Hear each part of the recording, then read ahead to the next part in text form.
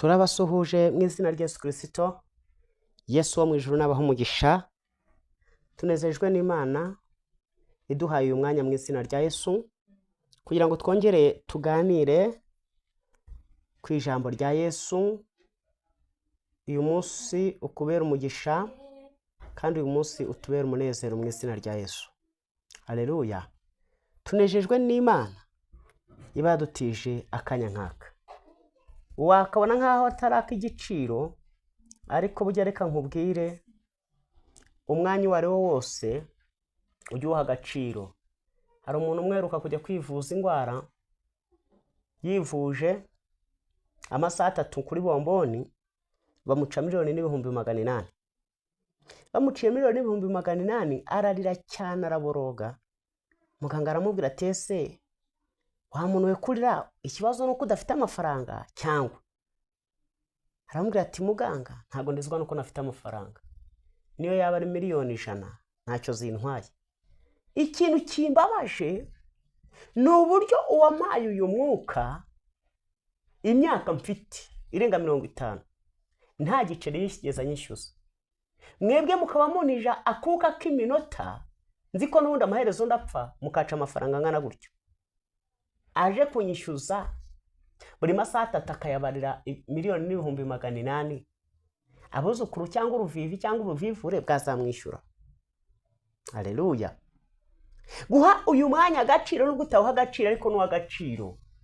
None hawe urukunyumva, ujye utekereza cya gihe igihe wavugaga ati sirira cya, wahuye n'ikibazo yera cy'uburwayi, wahuye n'ikindi kibazo. Uyu mwanya ujye uha agaciro, utekereza aho Imana yagukuye, utekereza ibyo Imana yakoze. Haleluya. Numara kureba ibyo yakoze, haleluya, ubone kuvuga ngo n'ibindi zabikora. Kuburiho rero ni agaciro.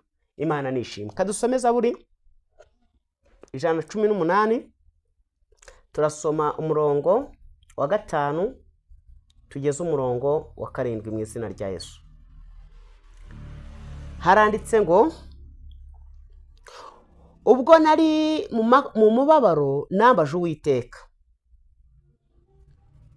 Yego, Uwiteka aranyitaba, ashyira ahantu hagari. Uwiteka ari mu ruhande rwanjye, sinzatinya. Haleluya. Umuntu yabasha kuntwara iki? Uwiteka ari mu ruhande rwanjye, arantabara. Nicyo gituma nzabona icyo nshakira abanzi banjye. Imana itugirire neza. Iri ni ijambo ry'Imana. Haleluya. Rivuga ku gutabazwa n'Uwiteka mu mubabaro. Ubufasha bwe n'ubwishingizi aduha kuba mutegereza. Imana itugirire neza. Haleluya. Ndagira ngo tuganire kuri iri jambo, ariko umutwe w'iri jambo, haleluya, ubu ni ubutabazi bw'Imana iri kutwoherereza. Ni message Imana iri gutanga, ariko turavuga ku ijambo rivuga ngo Uwiteka ari mu ruhande rwanjye, sinzatinya. Haleluya. Uwiteka ari ku ruhande rwanjye, sinzagira ute? Sinzatinya. Aya ni amagambo meza. Haleluya. Aya ni amagambo, ijambo riravuze ngo ubwo nari mu mubabaro nambaje Uwiteka. Haleluya. Ageze mu mubabaro yambaje Uwiteka. Ntabwo yigeze yambaza abakomeye, ahubwo yambaje iki? Ngo yambaje Uwiteka. Ngo Uwiteka aranyitaba, ashyira ahantu hagari. Haleluya. Mu mubabaro yari afite, uyu muntu wanditse iri jambo, umubabaro yari afite, yambajemwo Uwiteka. Uwiteka aramwinginga, aramubwira ati ndengera. Ngo amubonye akurikije uburyo amutakiye, akurikije uburyo amutabaje, ngo amukuraho yarara, aramubwira ati aho hantu uri harafunganye, reka ngushyira hagutse. Ngo amushyira ahantu hagari. Haleluya. Ngo Uwiteka ari mu ruhande rwanjye, sinzatinya.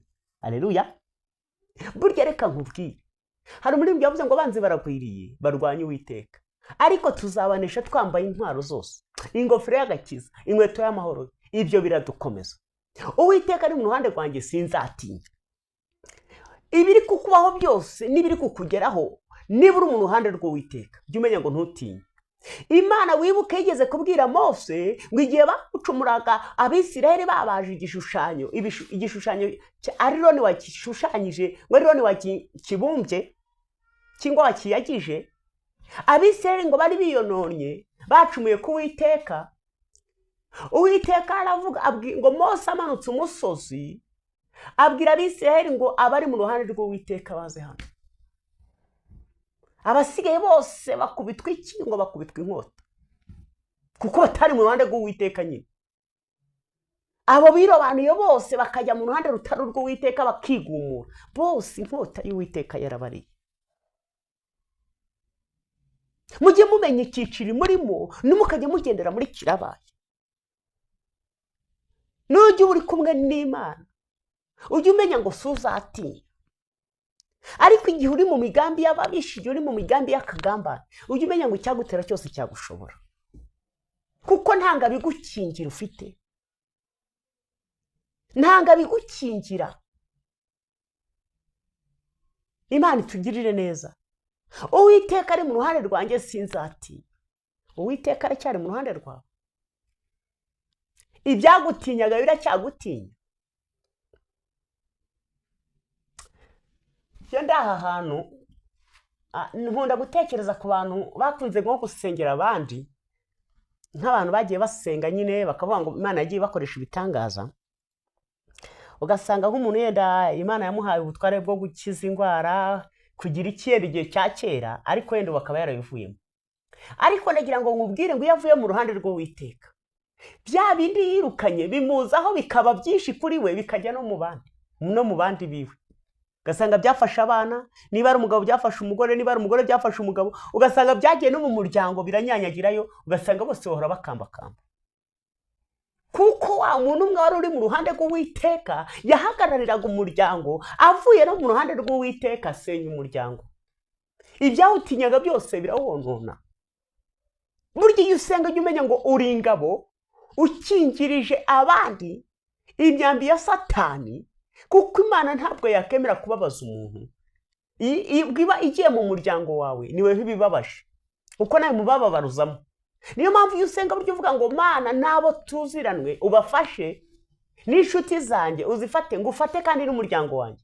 Abo bose ntabwo ikunda kuzana y'umubabaro, ariko iyo wasubiye inyuma ukabiteshuka ukava muri bwa buntu bw'Imana, haleluya, bwa buntu ukabutakaza, bya bindi byagutinyaga byose Uwiteka yavuye mu ruhande rwawe bigira ute? Biragutinyuka. Ujye umenya icyiciro urimo, ujye umenya ikirere ubarizwamo, ujye umenya ikirere ukonegitiramo. Gukonegita no gusenga uri gukonegita, jya umenya ngo mpagaze mu yihe konegisiyo. Uwiteka guha umugisha.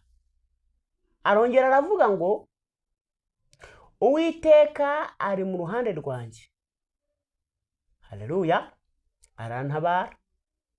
Nicyo gituma nzabona icyo nshakira abanzi banjye. Uwiteka ari mu ruhande rwanjye. Uwiteka aragutabara. Umwanzi uzagutera ntabwo azagushobora na rimwe, haleluya. Ahubwo uzashakira abanzi bawe icyo ushaka, icyo uzategeka nicyo kizaba ku banzi bawe. Bibiliya y'imigani yarambwiye ngo ururimi nirwo rwica kandi nirwo rukiza. Rwizera amagambo yaro. Burya ururimi wakizera kuko ruraguhesha umugisha, rukaguhesha umugisha.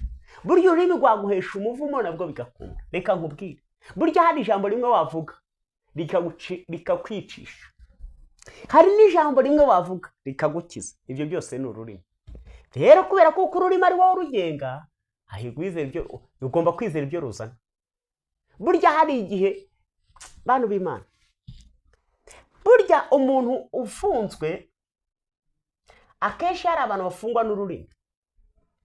Ururimi ijambo rimwe rwavuze agashaka uburyo yarugoronzora ngo ruvuge irindi jambo ritari iryo, bikanga. Haleluya. Nawe ndagira ngo nkubwire ngo Uwiteka ari mu ruhande rwanjye. Yego, nicyo gituma ntazabona icyo icyo gituma nzabona icyo shakira abanzi banjye. Nuba uri mu ruhande rw'Uwiteka, abanzi bawe nibasabira gupfa bazapfa, nibasabira umugisha bazabona umugisha. Wibuke Baramu ari kumwe na Baraki ngo bagiye kuvuma. Baramu aramubwira ati mvumire nge nzaguha buri kimwe cyose. Baraki aramubwira Baramu ngo nzaguha buri kimwe cyose. Baramu agiye kubavuma ngo agarara ku kanunga ngo azi ngo arabavuma bavumike, ngo ahubwo ururimi rukazana amagambo mashya. Ruzana amagambo yo kubahesha iki? Umugisha. Bigera avuga ati icyama nkipfira nkabo. Bariya nta bakiranutse, bariya nta cyaha bagira, bariya nta gicumuro bagira, icyama nkapfa nkabo. Bariya ni abanyamugisha bahawe n'umugisha n'Imana. Ngo bameze nk'intare. Haleluya. Kwiriye kubaho umeze nk'intare. Ya ntare yo mu muryango wa Yuda, ya ntare yanesheje. Gizi cyo muri haleluya. Gizi cyo muryango wa Dawidi. Haleluya. Reka dusenga Imana. Reka dusenga Imana. Haleluya. Ariko nubuzi kuri mu ruhande rw'Uwiteka, ujye umenya ngo nta kintu kizagushobora. Ntuzatinye. Bibiliya iravuga muri Luka igice cya 17:2 aravuga ngo nimugatinye icyica umubiri n'ikigira ikindi gitwara, ahubwo mutinye icyica umubiri cyarangiza kigashyira n'ubugingo Gehinomu. Ngo niwe mukwiriye gutinya. Witinya intambara urimo, witinya ibibazo wari uhagazemo, ahubwo ukwiriye gutinya n'uwakica umubiri akica n'ubugingo. Naho umuntu w'inyuma se nubwo yababara, n'ubundi ko amaherezo niyo yababara niyo yataye babara byose ni kimwe. Amaherezo uyu azagenda, uyu azatandukana na roho yawe, azatandukana n'undi uri imbere. Reka dusenga Imana. Se muri ijambo urumva hari ikintu ukuyemo? Urumva hari icyifuzo ufatishe? Kavuga ati nanjye narengezaho gutinya, ariko reka niyongeremo akabaraga, nongere ntinyuke, nongere nkorera Imana, nongere nkizwe. Imana iguha umugisha wo gufasha icyemezo ugasanga birakwiriye.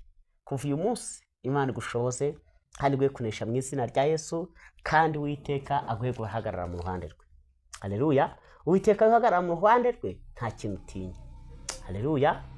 Nta kintu utinya. Imana dukomereza amaboko mu izina rya Yesu. Kadusenga Imana. Mana ya Abrahamu na Isaka, ndagushimira ijambo ryawe. Uwiteka uri mu ruhande rwacu nta mubisha yava. Ijambo ryavuze ngo Uwiteka ari mu ruhande rwanjye sinzatinya. Hari abagaragu bawe bari batinye, hari abakuru n'abatoya bari batinye. Ndabasengeye mbabohoza mu izina rya Yesu Kristo, barinde gutinya ibyago n'amakuba, barinde gutinya intambara zose. Utesha agaciro abacwezi n'abakonikoni, utesha agaciro imbaraga z'umwijima. Bibiliya iravuze ngo ntitugatinye icyica umubiri n'ikigira ikindi gitwara, ahubwo dutinye icyica umubiri cyangiza kigashyira ubugingo bwacu Gehinomu. Nsengeye umuntu wese wumvise iri jambo rimubera inkota, iri jambo rimubera urumuri, iri jambo rimubera umucyo, iri jambo rimubera itangaza, iri jambo rimumurikire, iri jambo rimutinyure mu izina rya Yesu. Mana Data, turinde guhunga Satani, turinde guhunga abacwezi n'abakonikoni, ahubwo imbaraga zawe arizo ziduha kugira ngo badutinye mu izina rya Yesu. Nizeye imbaraga n'ubutware, nizeye imbaraga n'ubushobozi mu izina rya Yesu. Ibyari bidutinyishije, abarozi batinyisha umuntu, n'abacuraguzi batinyisha umuntu, imbaraga z'umwijima zose zirahari zatinyisha umuntu, ariko twizeye amaraso yawe, twizeye imbaraga n'ubutware, twizeye kugira ukuri, twizeye ko wuzuye kugira neza kwinshi, twizeye ko ari wowe wuzuye imbaraga, twizeye ko ari wowe wuzuye ubutware mu izina rya Yesu. Muri ibyo yavuze ngo reka gutinya ibizakubaho, Imana izakurinda. Mwami turasenze, Mana turakwinginze, Mana turamburira ukuboko, Mana turamburira umugisha, Mana twigishe kubana nawe, twigishe gutunga umutima w'ubwenge, twigishe kugendana nawe, twigishe kumva imbaraga, twigishe kumva ubutware bw'izina rya Yesu. Utesha agaciro abacwezi, utesha agaciro abakonikoni, utesha agaciro abapfumu, utesha agaciro abarozi, utesha agaciro amahembe, imyuka yose yiyoberanya, imyuka yose yishushanya, tugusabye kwinesha no kwitegeka mu izina rya Yesu. Murikira ahatabona, umurikira abantu bawe, umurikira abashonje, umurikira abambaye ubusa, umurikira abari bakennye, umurikira abafite indwara, umurikira abo Satani yagiye asenyera ingo, umurikira abo Satani yagiye asenyera ubukwe, umurikira abo Satani yagiye azinga inda zikanga kuvuka, umurikira abo Satani yazinze inda zikanga kugira abana. Ndarema mu kiziba cy'indamu umwana, ndasenze gushyiramo umwana mu izina rya Yesu. Data ndagushimye, Data ndaguhimbaje. Umuntu wese uguhamagaye, umuntu wese ugutakiye, ushaka agakiza, ushaka kumukiriza ubugingo, ushaka kumuha umugisha mu izina rya Yesu, nabona umugisha wasezeranyije. Muri ibyo yavuze ngo tuvubire imvura icyama ukagwa vuba, tuvubire imvura uko wasezeranye. Data tugusabye urujojo rw'umugisha, data tugusabye urujojo rw'umunezero, data tugusabye urujojo rwo kumva ijwi ryawe mu izina rya Yesu, mu izina rya Yesu. Uganze utegeke, urakoze Mana. Ngaho ijambo ryawe rigere kuri benshi, ribagirire umumaro kandi ribakirize ubugingo. Urakoze kubanye natwe, urakoze gutanze umugisha. Umuntu wese ugushikamijeho umutima aba amahoro masa, none iteka ryose. Urakoze Yesu.